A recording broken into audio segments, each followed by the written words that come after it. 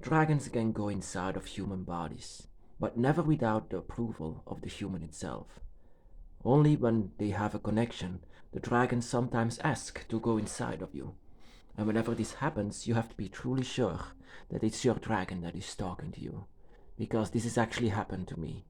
One of my mistakes and one of the things that make sure that my house, was really filled with dark energies that were not the dragon. Really something to remember. Actually, a lesson that I would like to, yeah, a lesson from me actually, because of my the experiences that I had and also the mistakes that I did. I had to learn. I had nowhere to search, of course, for books, and nowhere where I could know where I could make mistakes, and this is one of them. Dragons can go inside of us. I have encountered this when the dragon came inside of my own body. Whenever I was pretty sure of my my spirituality, and I was sure of the dragon. I was so pleased to have the dragon by my side. So of course I wanted the dragon near me, and I did a ritual whenever I said to the dragon that the dragon could have all of it, my soul, my body, my voice, my mind, everything was for my dragon whenever the dragon needed it. The dragon was also always allowed inside of my body whenever the dragon wanted it. And so the dragon did it, but it was not to possess the body, because that is what no spirit can do, an entirely possession of your body. And so the dragon doesn't even want this. They want you, how you move your own body, how you talk through your throat. This is what they want to hear. This is what they want to see, you and how you are. But naturally, um, I came to encounter as well other spirits. Whenever I opened the gates, and also the wrong gates, I with rituals like this, with rituals by giving everything I have, I also did this when other gates were opened and other gates were by my side, and a lot of spirits actually hear this whenever.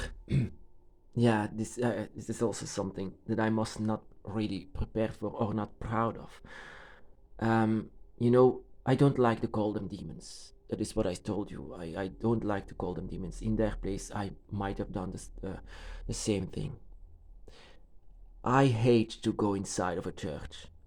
I completely hate the feeling of it. It's dark. I've used to be in a church as a child, but later on, whenever the dragon was more and more closer to me, I hated to go inside of a church. Not because the dragon is a demon of some sort. The dragon is just something completely else. And inside of a church, I had a lot of nightmares and bad feelings and dark energies, feelings about entering a church. This energy inside of a church doesn't seem like the energy of an all loving God. These churches, all of them, are not made for an all loving God.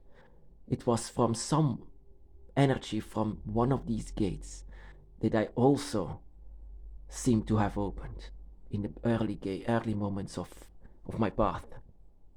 And it was the same feeling that I had when I was going inside of the church when my grandmother was deceased.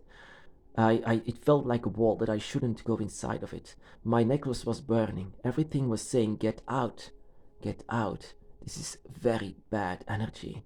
And this same energy is something that I felt once I opened a wrong gate. How can you open gates just completely your own desire for the dragon and nothing else? Don't force anything.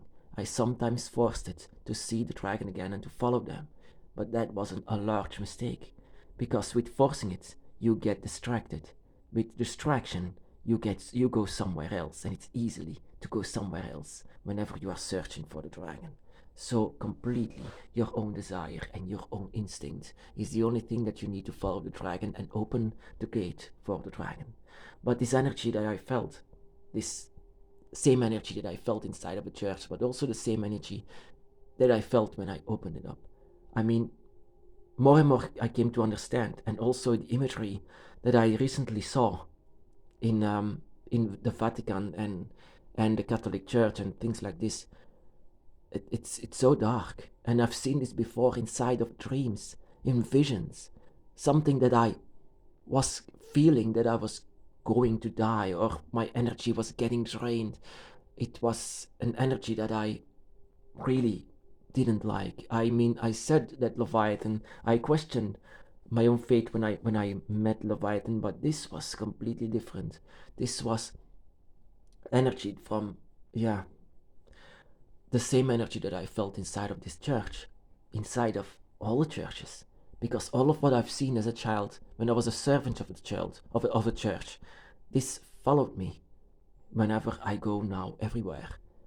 And everywhere, every time when I think about it, I manage to seem to see this open gate once more. And this gate from this doesn't seem this all-loving paradise from a loving God. It seems terrifying. It terrified me as a child, and it terrified me still to this day. It's so dark. I cannot even describe this energy from the church. And I don't want to say, yes, everyone is evil who follows this. No, but distracted, much of it. With the dragon eye, you can see much more.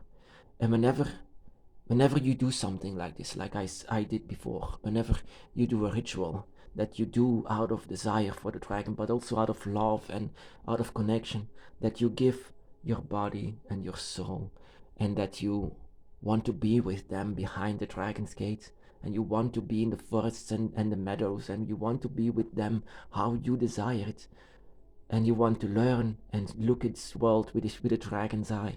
You want to be with the guardian. You want to be your guardian yourself. You want to have the dragon with yourself.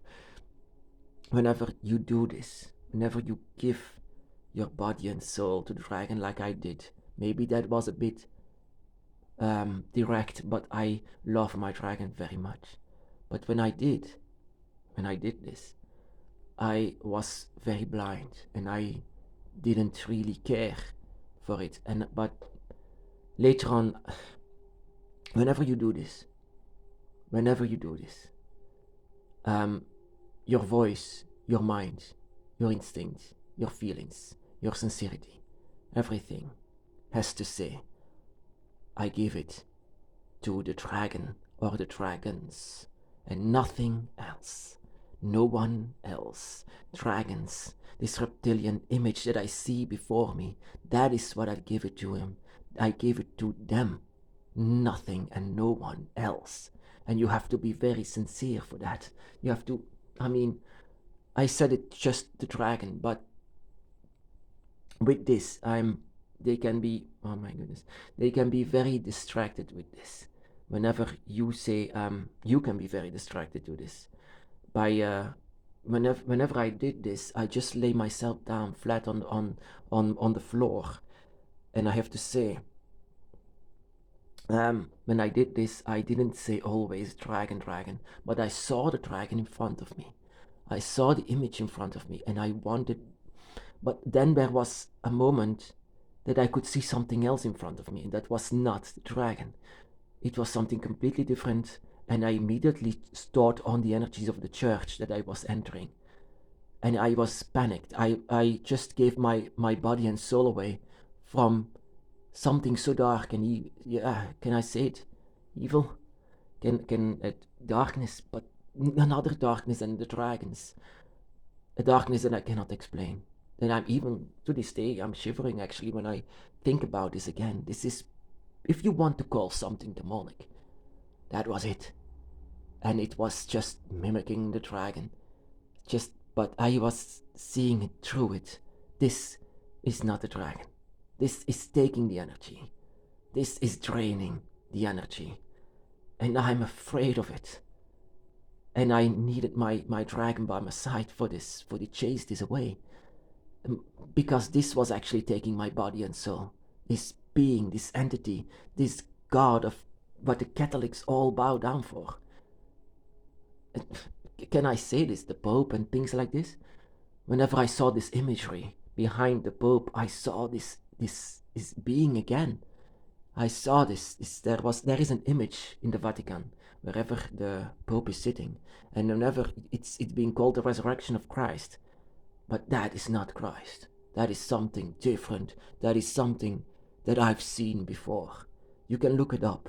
This the statue of the Vatican, the resurrection.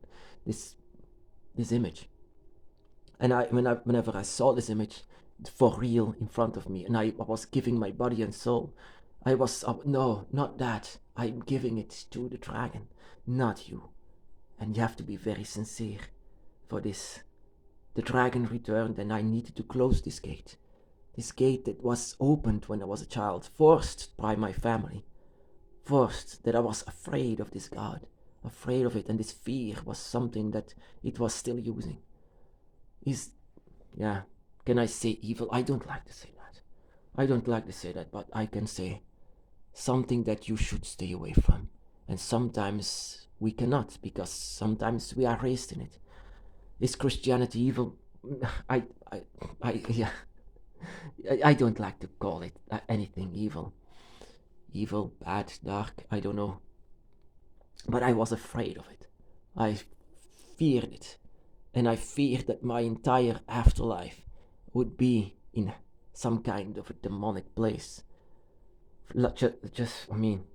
I don't want this. I want to find my gate, wherever the dragon is, the true dragon, because this was something really emotional.